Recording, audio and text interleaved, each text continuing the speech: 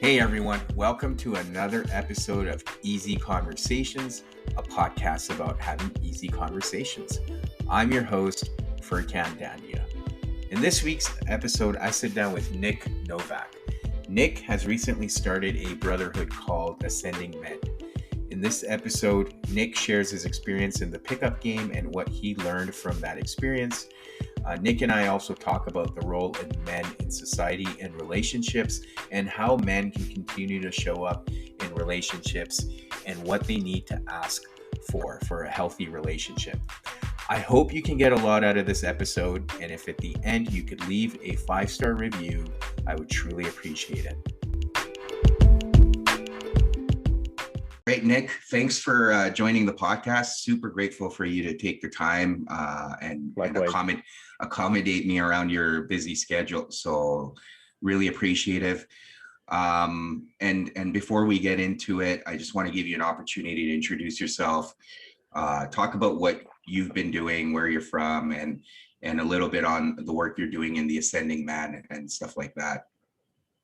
Sure. Thanks for the intro. So my name is Nik Novak, and I'm a relationship coach for men. Last year, I was giving men advice on relationships on Facebook and Reddit, and I came across a couple brotherhoods. One called Modern Renaissance Man, and the other one was Uncivilized by Trevor Boehm, and that really caught my interest. And I also saw the need for men to gather in a space and have deep conversations, especially when it came about relationships. A lot of men had different Facebook groups, that like private groups, where they could share their experiences with the relationships. So I saw the need for that. But once I saw MRM and Uncivilized, it really caught my interest. So I began studying brotherhoods. I began understanding all the intricacies that goes into creating a brotherhood. And last year, I began working towards launching Ascending Men.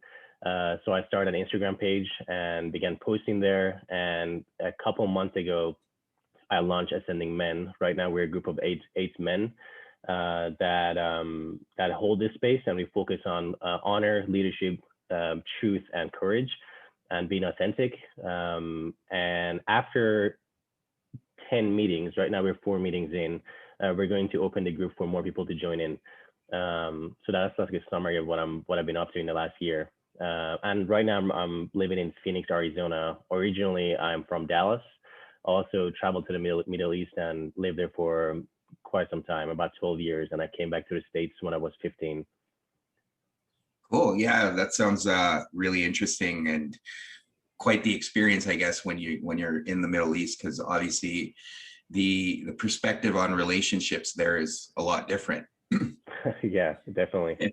So you probably have a good diverse background in that sense, and especially in the work you're doing. So when you talk about relationship coach, you kind of hear that quite a bit, especially on Instagram or other forms of social media. What does that really look like? And obviously your targeted audience is men, but in order to be able to give them coaching on relationships, you need to have a certain perspective on from the female side, right? Female psychology, right? Yeah. So maybe elaborate a bit on that in terms of what does a relationship coach, like, what does that entail, and what kind of advice you give other men? Yeah, so most men that I work with, usually they're going through a breakup or they're having difficulties finding a woman, right? And a little bit about myself. So when I was 23 years old, this is about 8 years ago, I discovered the pickup community, right? I think the manosphere breaks down into the game community, which is called the pickup community. Then there is the Red Pill, MGTOW, there is MRAs, right, men's rights activists. And now what I'm seeing is a new movement of men's work that's added to the manosphere. So I started off with the pickup industry. That was my first initiation into the manosphere, where a group of guys get together and solve a problem. And the problem was, how do you attract a woman, right? And I just sucked at it. I just didn't know how to do it. I had one relationship at that time that was just really toxic. And it really just destroyed me. It destroyed my ego. It destroyed, it just broke my heart. Basically, long story short, the person I was dating for 8 months had a fiance in Russia, and I had no idea, right? And I could imagine being my first relationship. It just really just shattered my reality, right? Um, so I became obsessed with understanding the dynamics that goes into relationships and into game and attraction. And the first thing that I realized was around that time, as I began studying it, was that my perception on woman wasn't an accurate perception, right? It was a perception given to me by my culture, like specifically from Iran, right? When I grew up there as a teenager, but also here in the States as well.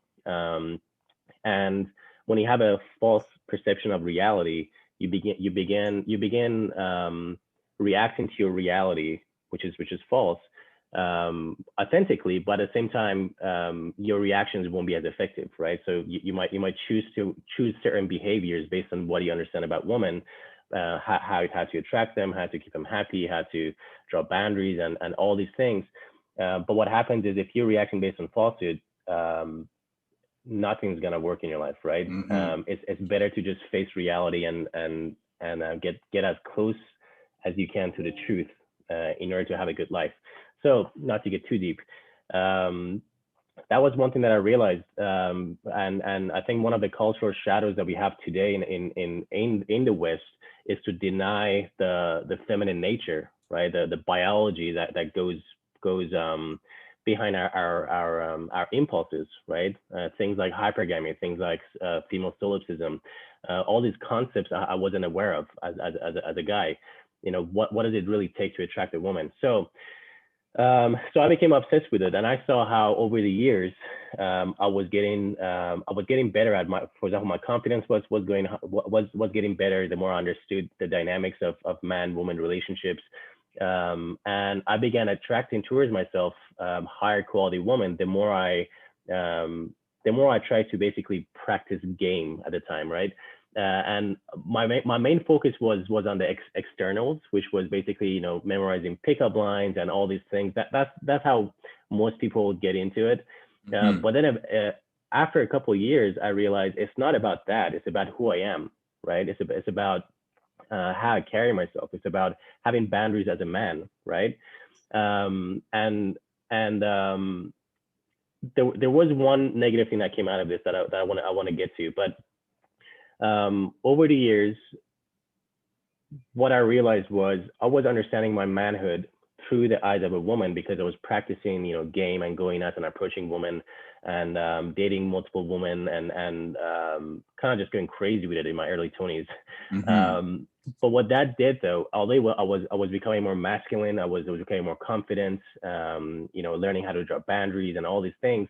I was still, I think, missing a huge portion of manhood or understanding my masculinity because I was so focused on understanding how can I attract a woman, right? So I would walk into a room, for example, and if there was a beautiful woman there, I would start thinking, okay, well, I'm trying to attract her, so based on that, I'm going to choose this behavior, right, and embody this side of myself, so I can attract that woman. But that became such a reflex for me that it became part of me, just becoming natural at it. But I realized I was still validating my manhood through a woman's eyes, right? And that's a huge, in my opinion, issue that I see today with many men still. So 8 years into me practicing game and dating women and being in many relationships and giving advice to men, I realized about myself, but also realized a lot of guys who were also in it for a long time, not only they were happy about the results they were getting, they were more so happy because other men were watching them, right? I noticed that about myself too, because it brought me a lot of status, right? Many of my good friends that I have today came from that, right? I was getting, even to this day, getting offers for a free ticket to go to Europe and travel with a friend because they know that if they include me, then that means they're gonna have a good time going out, talking to people. And so that right there is like a huge status boost, right? For a guy. And I was getting addicted to that.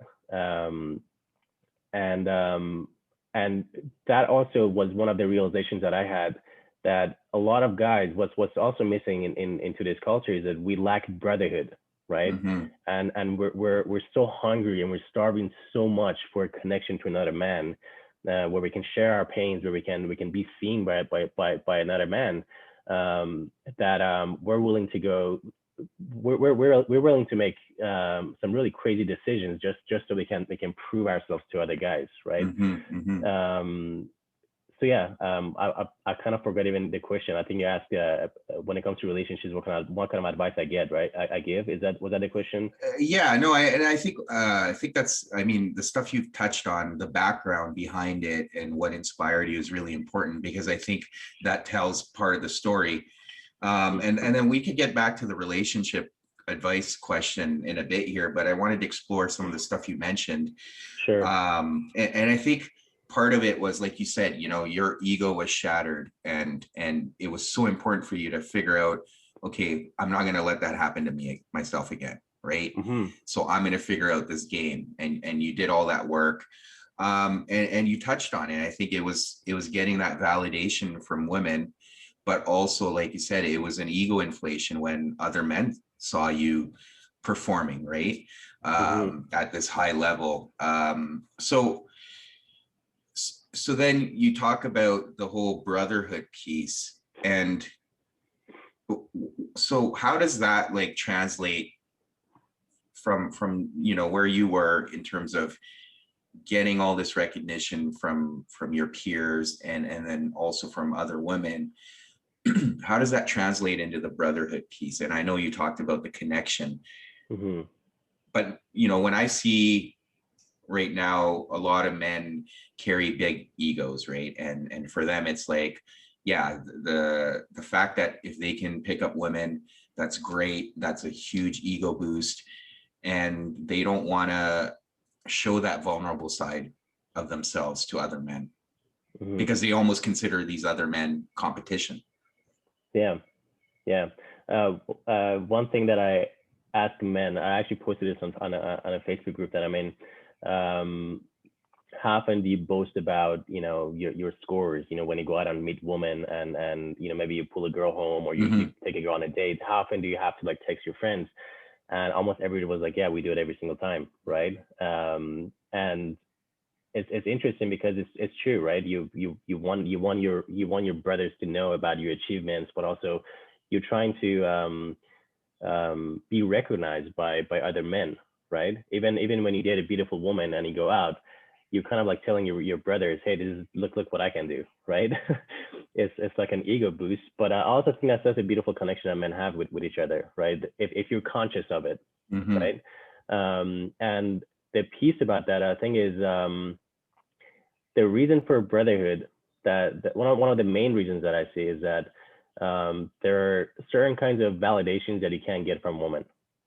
You can only get it through your gender mates, right? Through men. And also, I mean, we could get really deep into this, but um, the connection between the dating world and the brotherhood, I mean, is something that I already mentioned. Basically, I noticed that people in the manosphere, right? One of the main things they're starving for is these brotherhoods, Mm-hmm. right? That I'm seeing being created around the internet. Actually, I don't know if I have the book for anyone who's listening, and even thinking about joining a brotherhood or starting a brotherhood. I don't have it here. It's in my bedroom. It's called Circles of Men. Mm-hmm. Look that book up, buy it, read it. It's an awesome book to start with, and I guarantee once you read the book, you're gonna be motivated to start a brotherhood. Mm-hmm. So that's a book that I read last summer, actually, and then I joined. Last summer I was a part of 5 different brotherhoods. So, and right now I'm part of 3 brotherhoods, including Ascending Men. I was basically just researching, studying, understanding what really goes into these brotherhoods, right? And different styles of brotherhoods. Some of them are a lot more focused on masculinity and being strong and not being weak-minded, and others are more maternal, and they hold space for men and listen to people's emotions, and then there are others that are in between. So for Ascending Men, it's more so in between. That's something that I tried to cultivate through ascending men and continue to do so. One of the main reasons that I wanted to start this brotherhood was because I realized at the age of 30, I was complaining so much about my culture that I'm in right now, right? About all the things that I wanted to see in my culture that I don't see, and how, like I told you, I went through a crazy breakup when I was young, and then I spent the rest of my pretty much 20s trying to understand my love life, right? But imagine if I had a father who taught me that when I was 12, right? Imagine if I had other men around me who guided me and mentored me, or a culture that didn't poison me with false perceptions, that I had to really undo and socially decondition myself, which took a long time. So I paid a high price for it, and because of that, when I began complaining about the culture, I realized, well, no, Nik, you are culture, right? We are culture, right? I'm also contributing to the degeneracy that I was seeing in my culture, but at the same time, I didn't want to admit it. I was only pointing fingers, right? And I noticed that every single one of us can influence our culture. That's what marketing is. When you start a business and you market yourself, if it catches on, you're basically, whatever your business is, you're influencing your culture, right? Because you're gathering people towards your business. There's an attitude behind your business, and you're connecting with other people. That's influencing the culture around you. So one of the main reasons I wanted to start Ascending Men was to cultivate the qualities and the lessons that our culture failed to pass on to me, at least, so that we can have a outwards ripple effect towards our culture and influence it in a positive way. Focusing on things such as honor, masculinity. I know a lot of people wouldn't agree with this, but I think masculinity is under attack. I think we're more so moving towards a feminine republic, but we don't really recognize it. I know a lot of people in the community, because they're involved with this work, especially in the pickup community, they understand this, what I'm saying, but a lot of people outside of it, they haven't really realized it yet. It's sort of like where the subliminal matriarchy is not direct, femininity is not direct. Patriarchy, masculinity is direct and in your face, you can see it, but matriarchy is lurking on the background, right? It's always indirect. But I've definitely seen it over the years. It's on the rise. And one of the things that's happening is that the pendulum is swinging from finding the femininity taboo, like 100 years ago, whatever feminine qualities were taboo, to now the masculine qualities are becoming taboo, right? And that's probably part of the process of our evolution as a culture, because the pendulum has to swing back at some point. Yeah. So I think maybe in the next 10, 20 years, we'll have like a middle ground of, respecting men's rights and respecting women's rights and having true equality. But so yeah, the more we're moving towards a feminine republic, things such as honor, for example, is completely vanishing, right? Even something as simple as respecting a flag of a country, or having honor in the things that you do, and things like morality. And other masculine qualities are evaporating from our culture, and we're putting a high emphasis on feelings and on basically feminine qualities, right? Which have their place, but again, they need to be balanced. So the more I saw that, the more I realized I need to create a space where I can cultivate these things that I'm seeing evaporating from my culture, so that I can begin teaching it to other men. So yeah, sorry, I went all over the place with that. No, that's great. And I think one of the things you talked about, we all need that brotherhood or connection to other men. And, I just kind of drawing on personal experience, like even when I'm in relationships, I enjoy spending time with my partner or whomever I'm in a relationship with.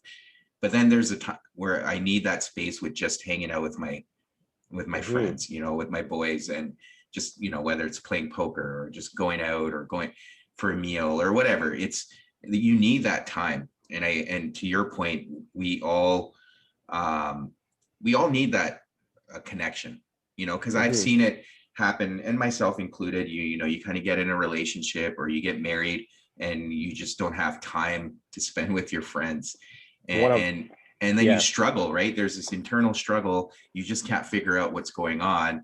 And how often you hear your friends say, "Hey, I can't, I'm busy with the missus," or "I'm busy." It's ridiculous. Yeah. I think most families are actually, I said the culture is subliminally becoming matriarch.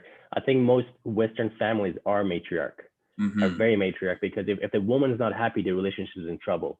If the man isn't happy, well, it's okay, right? Yeah, I think that's figure it what I'm out. saying. Figure it out, right? Yeah. And that didn't used to be the case. If you go back 100 years ago, it was flipped, right? If the man wasn't happy, the relationship was in trouble, right? So there are all these symptoms of what when I call it a matriarch. A lot of people are like, oh, that's conspiracy. No, we're moving towards a matriarch for sure. It's showing up in our families, in our relationships. And one of the best things you can do to help your relationships is to have a brotherhood, a group of men where there are no women or children allowed. It's just a group of men, right?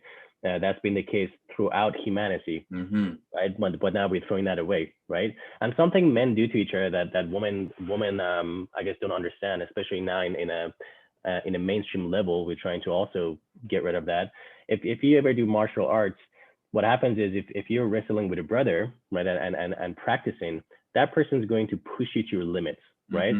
And he's also expecting you to push him to his limits, right? Because I want to make sure that you're strong so I can rely on you. So I'm going to make sure I poke you, and I might even be be making fun of you in public sometimes, right? And making jokes about you. And that's because, and I do that with a couple of my friends. And I remember when I was doing that in front of women, a lot of them were like, you guys are so mean to each other. And I was like, not really. We're having a fucking blast here, right? Yeah. But what they didn't understand was that what men do throughout, when I say what men do, I'm talking about mankind. I'm not talking about 2021. I'm talking about all of humanity, right? So men, or the realm of masculinity, belongs to the reality where entities eat one another, right? It's called Mother Nature. You know, Mother Nature is divine, but it's also murderous, right? Mother Nature is very brutal, and masculinity evolved there, right? And what men do, they face nature and they create a buffer called culture, right? That creates a buffer between nature and your tribe, and that creates a mother's world, right? And mother and children worlds, right? And what's happened right now is we have expanded that to the entire country, that the entire country has become a safe space. Basically, there are no dangers. We've killed all the tigers. We have air conditioning everywhere. We only have 40-hour work weeks. So everything's become more safe. So now that masculine piece is kind of like fading away, because I'm kind of getting side tangent here. There's like so much stuff I'm trying to fit into this No, that's fair. Are you following me? Yes, absolutely. Okay, cool. So that's fading away, and women no longer don't have to basically rely on their man, right? Because they're relying on other men. They're relying on the states, which is protecting them, which is run by men. They're relying on a military system, which is run by 90% men. They're relying on builders that build the cities that we live in. Pretty much everything around us are built by men, right? But other men, not you, but other men. They're relying on a police system, which is again ran primarily by men. So they don't have to rely on their partner, and women go, I don't need a man. Well, it's like, yes, you do. You do need men. You just don't need your man, right? Yeah. And women will always need men. That's how nature intended, right? And nature is very, very murderous and very brutal, except that we have separated ourselves from nature for so long that now we're even confused about our gender. We're confused about the simplest things in life, because Mother Nature hasn't showed its face to us for a very long time. But usually what happens is when we stray away from nature too much, what happens is things collapse, and it corrects itself, right? So when it comes to men in brotherhood, it's really important for us to get together, because what happens naturally is exactly what I said, especially in martial arts. We push each other to our edges, right? Now, if I think I'm hurting you, I'm gonna stop. Right? I'm going, hey, you okay, man? Like I'm not trying to break your arm here. I'm not trying to hurt your feelings, but I'm still going to push you to the limits. But if I find out that you're getting hurt, I'm going to stop, right? We talk so much about men getting connected to their emotions and you know, to the grief and crying. Well, I think men are actually very, very empathetic towards each other. Even though it's not really shown like that in the mainstream, like when it comes to actually getting hurt, like if you go through a divorce and get zeroed out, like you lose all your money, all your wealth, and your kids are taken away from you, and you're in a bad space, I don't know of a single guy that's going to look at you while you're crying and go, hey man, man up, right? Not a single man's going to do that, right? Yeah. But at the same time though, when I do understand that there is this emphasis on boys to man up and not feel their pain, and what that does is it disconnects them from their body, from their sensations. So that's definitely not healthy. I do think there needs to be an emphasis on helping boys from a young age get connected to their emotions and to their feelings. But at the same time, there is also something about having a strong mind versus having a weak mind, right? Having a strong mind means, it doesn't mean not to get hurt. It means to be tougher than what's hurting you. Right. Right. Yeah. That's what's attractive about the masculine, right? You're tougher than what's hurting you. The masculine energy is when you're able to stay present in the moment when everything becomes chaotic and everything just moving around and getting crazy. Like when I do cold plunge in a cold water, that's what happens. I jump in and my body just begins panicking, right? And I'm trying to stay focused on my breath and slowly breathe and until everything comes back to equilibrium, right? And that's cultivating your masculine energy. Now, to be in your feminine means to be everything at once, to be your feelings and the stars and the universe and everything that's happening. You're part of nature. There's no start or end. You're just in the flow, right? And so there is something to say about men disconnecting, like stepping outside of life, outside of the flow of life, in order to strategize, in order to make plans and make sure everything's going good. And there's a need for that as well. But the vice of that is, getting disconnected from our emotions. I do think there's a biological aspect that helps us do that. And so, yeah, it's a double-edged sword. We could take it way too far, to the point where men get so disconnected from their emotions that they don't want to share their pain with other men, which could actually be healing. I actually don't like the word healing. I think we evolve. We don't heal. We change. We don't become the same person we were before. I think something happens and then we evolve into a new person. So it's important to share that pain with other men. And then the other side of the story is that it's also good to cultivate that presence when things just gets really fucked up, right? Yeah, absolutely. And I think when you talk about the strong mind, you're essentially touching on resiliency, right? Without being resilient, there's a lot of things that happen throughout our lifetimes. And if we just crumble at the smallest things, we're not going to make it through. So it's finding that balance. And I think, by being able to speak to our emotions and cultivating that for other men, we can have that support system, but also be strong enough where we can deal with adversity and move through. And I think when you talk about the martial arts example, I think that you can extend that to many sports. Like I play sports, like whether it's basketball, I'll be trash talking, we're trash talking, we're pushing each other, but then at the end of the game, you just shake hands or hug it out. Shake hands. Yeah. You actually get closer with that person. Exactly. You have more respect because you're like in the game, you're competing with the other person. You want to beat them. They want to beat you. And then at the end, you have respect for that person because you both competed hard. Absolutely. It's part of, I would say, even boy psychology. When I was in middle school, there was one kid that was the bully of the classroom, right? And just my luck, he was sitting right behind me in the class. So he would just do a lot of things. He would, for example, grab my notebook and start writing a bunch of curse words over, like all over my notebook, where I had to show my homework to the teacher, for example, right?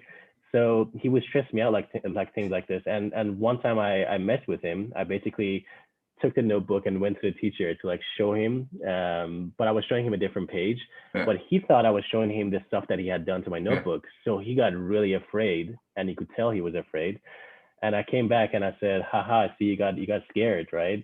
And he got really angry. So in the middle of the classroom, he stood up and he had his fist in my face, and we were like kids. At this time I was 12 years old, right? And this is a guy that nobody fucked with, right? So, and I was afraid of him. But I remember I had a sensitive nose. I really cared about my nose when I was a kid for some reason.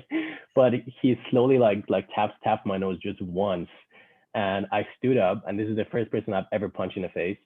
And I just lost it. I completely lost it, and I began punching him in the face to the point where he got a little bit dizzy. They obviously kicked us out of the classroom, and we had to go to the principal's office. This is in Iran, so it wasn't. These things are not as big of a deal as it is here. I think in America, you kind of get handcuffed if you do stuff like that. So what happened was I couldn't believe I did that, and I thought, okay, he's for sure gonna kick my ass. Like I am so fucked right now, right? Yeah. So at the end of the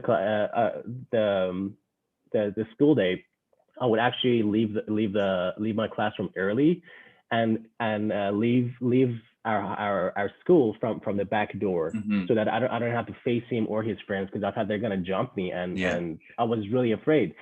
I did that for 2 days. Even in the mornings, I would get to class early, right? Because I didn't want to. We had to line up before going to the class. Hmm. I would skip that and just go to the class. On the third day, in the morning when I went to the class, he was in the classroom. So my heart just stopped, and he came up to me and shook my hand, right? And said, "Hey man, I'm sorry for that." And I said, "Oh, me too. Sorry I punched you." And he had a scar on his face. We became best friends after that, like best friends for years to come, Yeah. right? And people might think, well, that's fucking weird. Like this guy was bullying you, you punch him in the face, and now you're his friend. Well, when it comes to men, is I think it's biologically ingrained in us.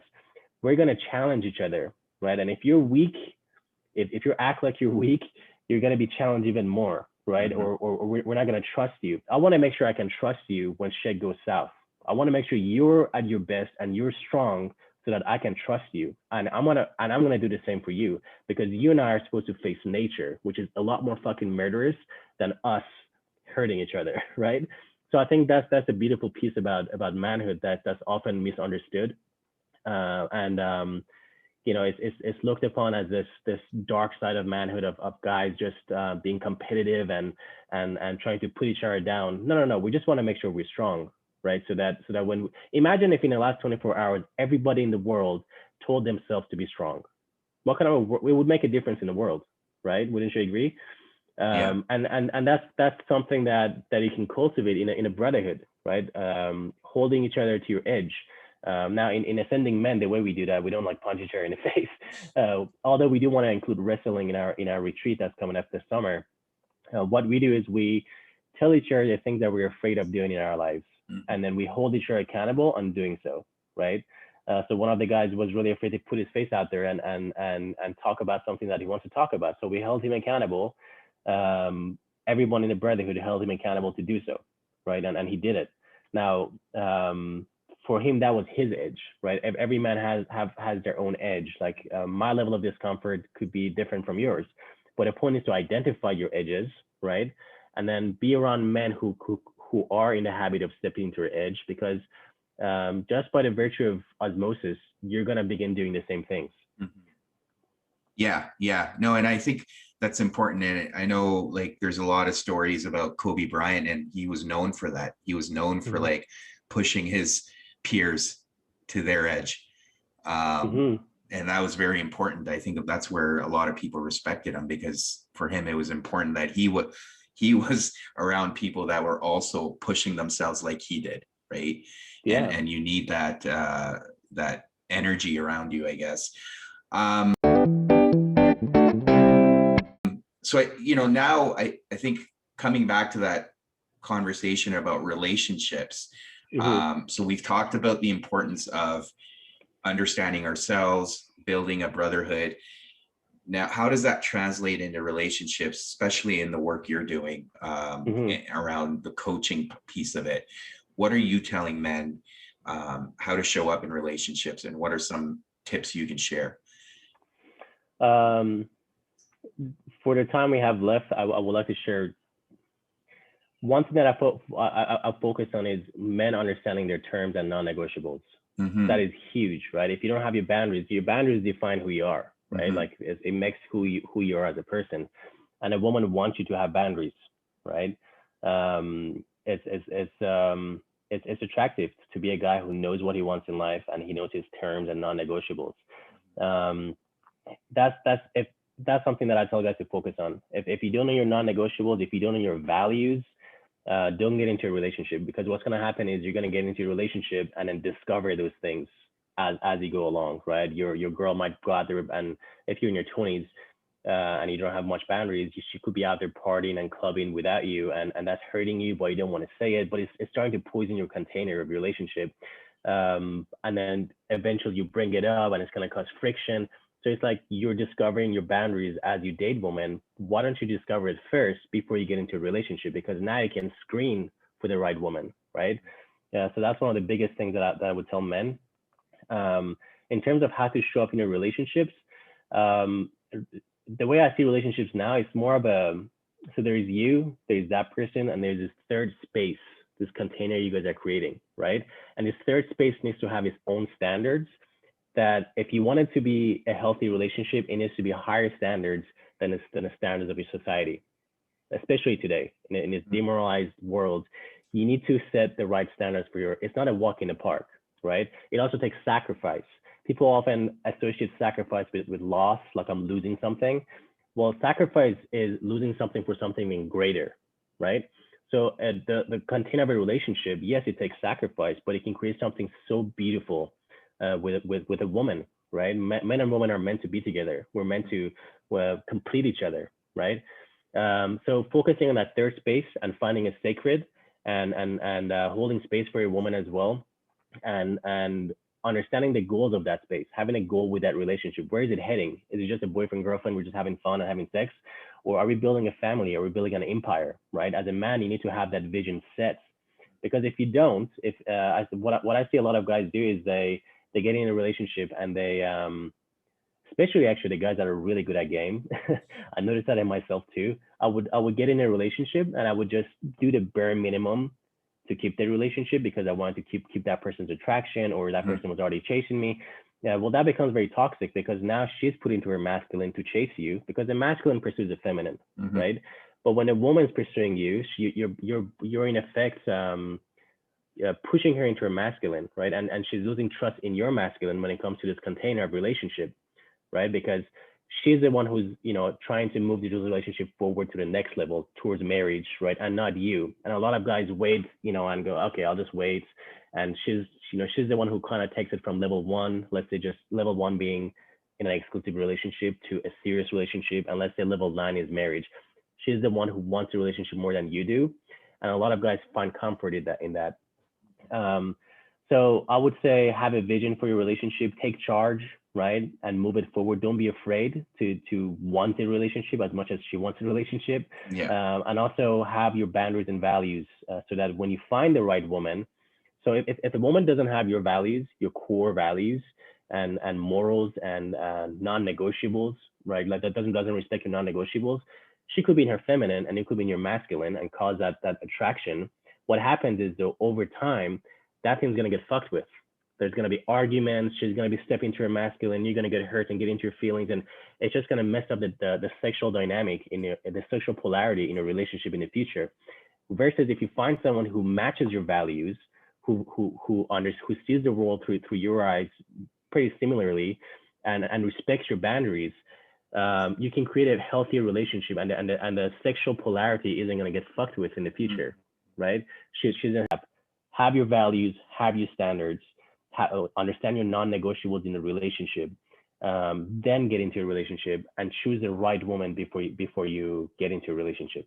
Yeah, I just wanted to go back to the conversation on boundaries, because I know you mentioned that it's really important, because without boundaries, there's no vision to the relationship, right? And often, so again, I just want to highlight or emphasize that don't be afraid to set your boundaries, because that's going to pay off later on in the relationship. Because often I think men are scared to set boundaries because they're like, oh, she's not going to agree to this, and she's going to be like, oh, get the hell out, right? And that in itself is a good indicator, because that's not the type of person you want to be in a relationship with. If she can't respect your boundaries early on, or crosses your boundaries periodically or frequently, that is a red flag. And that's where I think men get complacent. And it's also a red flag for her. Exactly.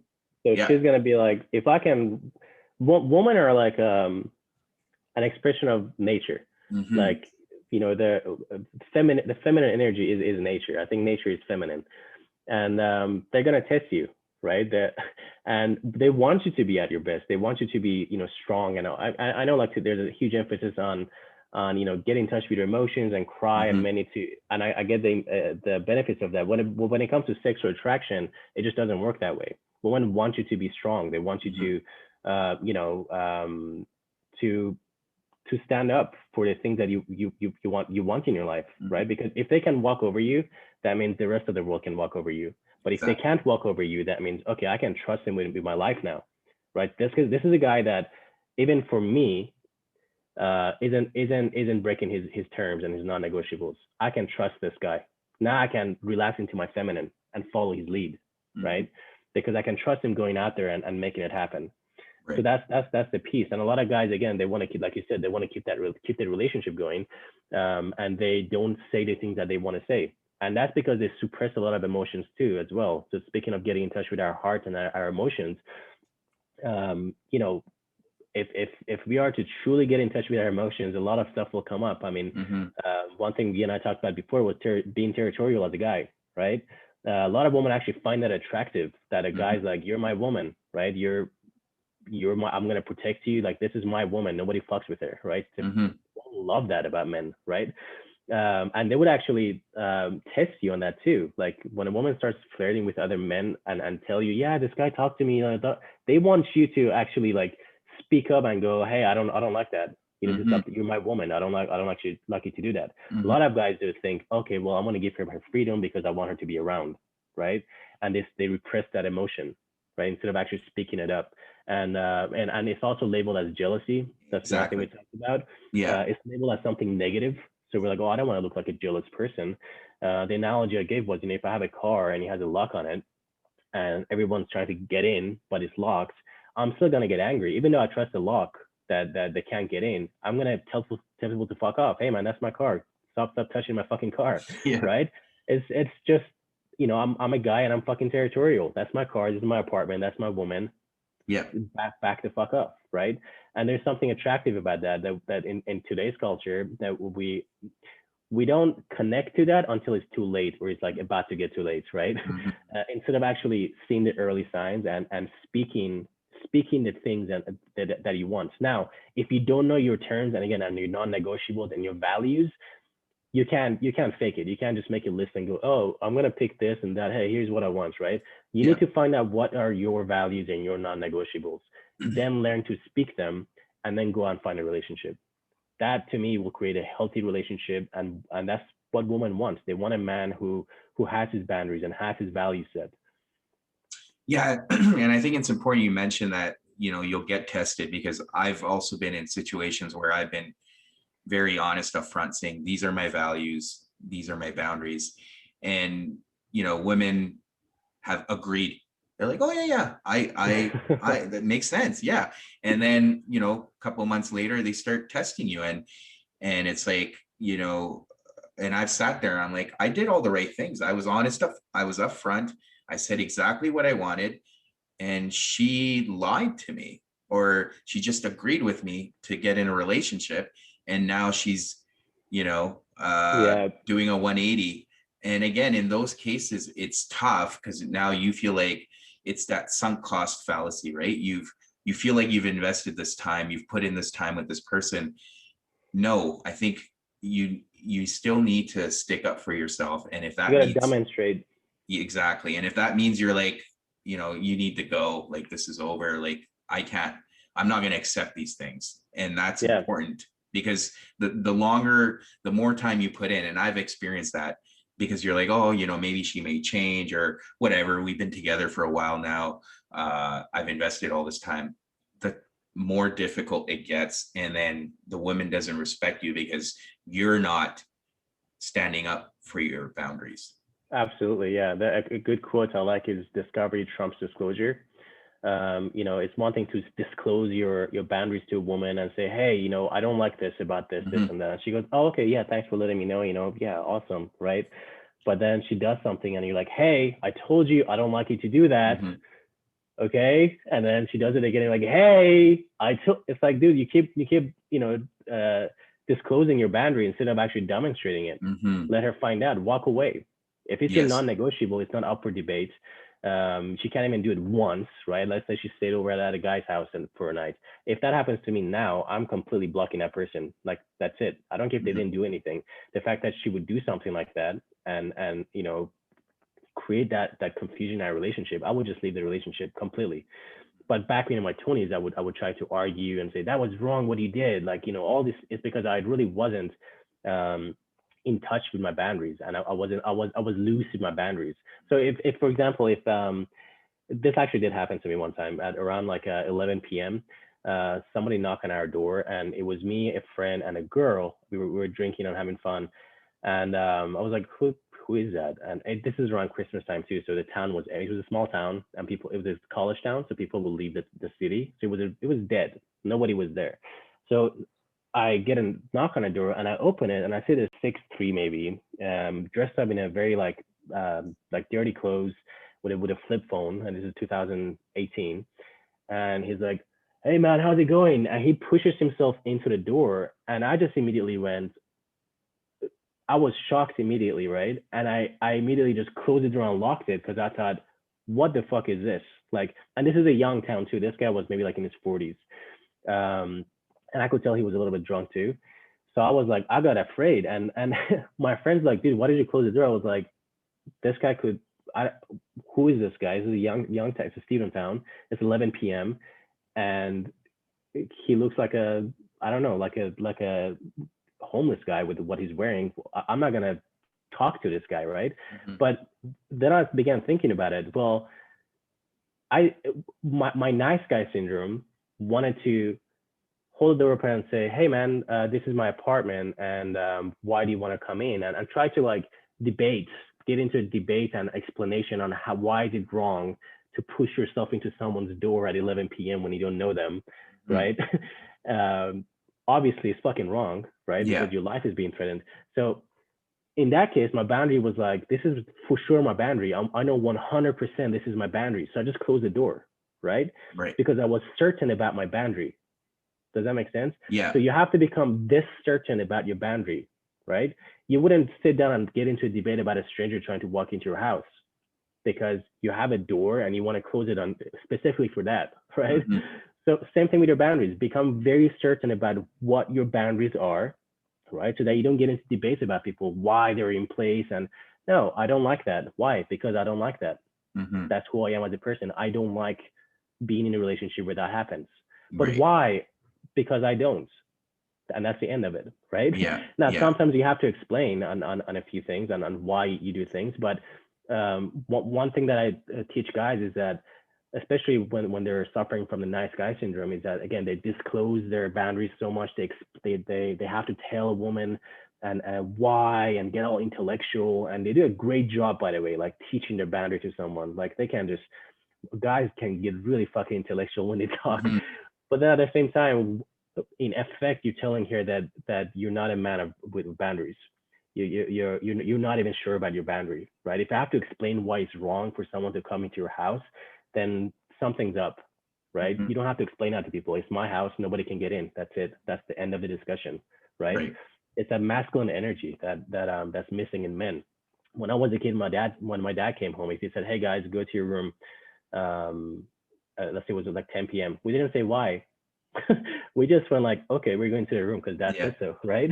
It was Yeah. like a feeling with a boundary, and that's what's missing with men, that they've lost their grit, right? That this is what I want, no explanation. This is what I want in a relationship, and woman could do the same thing too, right? Mm-hmm. That's what boundaries are.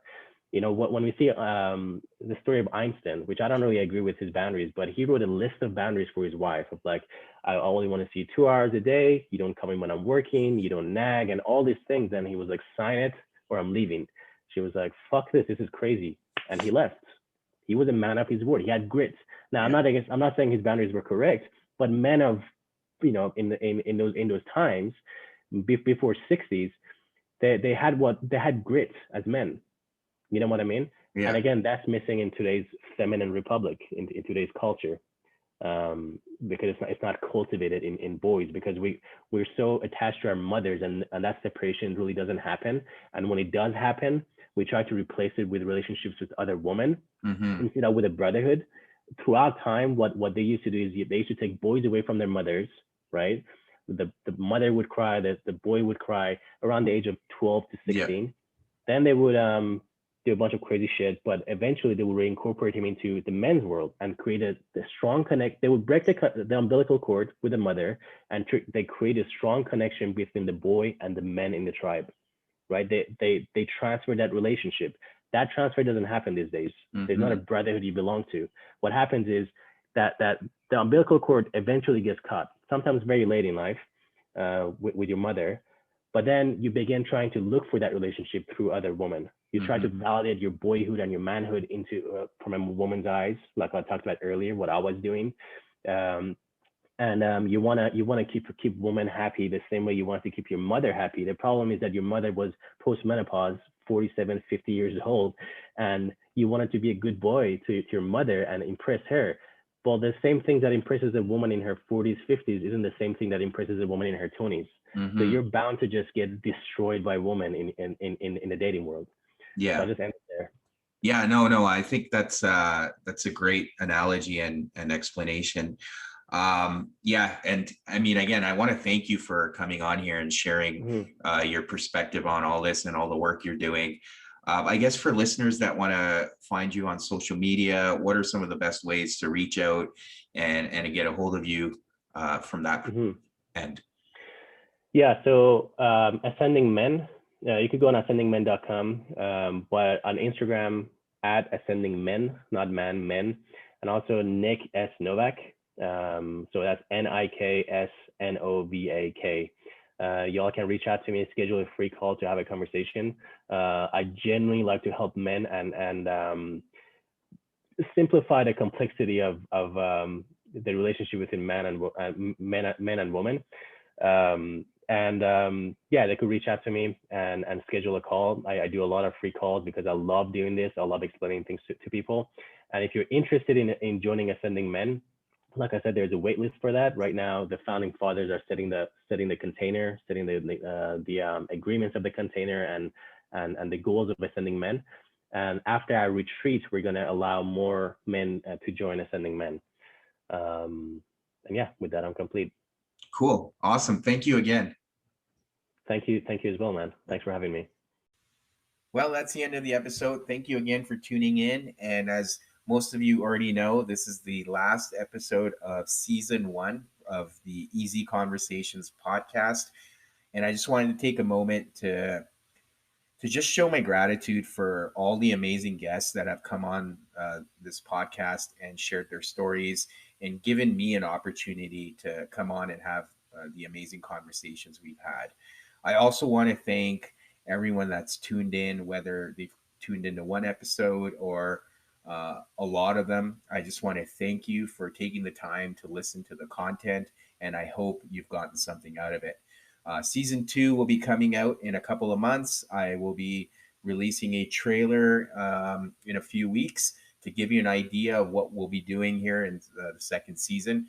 But again, I just wanted to take the time to appreciate everyone who's been a part of this experience for me. Thank you.